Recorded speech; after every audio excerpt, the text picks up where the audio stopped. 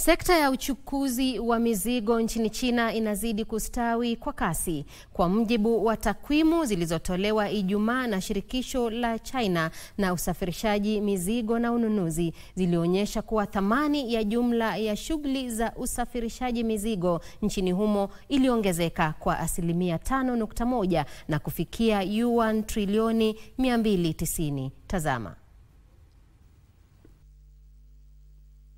Katika kipindi hicho, kiasi cha mizigo ya matumizi ya nyumbani kiliongezeka kwa 6.4 na mchango wake katika jumla ya shughuli za usafirishaji kuongezeka kwa pointi 0.1 ikilinganishwa na mwaka uliotangulia. Shughuli za usafirishaji zinazohusiana na ununuzi mtandaoni zimeendelea kuwa hai, huku huduma za biashara mtandaoni ikiwemo uuzaji mtandaoni na biashara kupitia matangazo ya moja kwa moja zikionyesha ukuaji dhabiti. Sekta ya usafirishaji pia imeendelea kuboresha miundombinu na njia za usafirishaji. Mizigo ya safari ndefu kama vile nafaka, pamba, vifaa vya nishati ya jua na kemikali imehamishwa kwa kiwango kikubwa kwenda usafirishaji wa reli na maji. Usafirishaji unaohusu reli na maji umeendelea kupanuka, ambapo reli zilisafirisha kontena milioni 14 kupitia mfumo huu katika kipindi hicho, ongezeko la 16.2 mwaka hadi mwaka. Takwimu pia zinaonyesha kuwa mapato ya biashara za kampuni kuu za usafirishaji mizigo yaliongezeka kwa 4.4 katika miezi 10 ya kwanza ya mwaka 2025 na kuendeleza mwendo wa ukuaji kwa miezi mitatu mfululizo.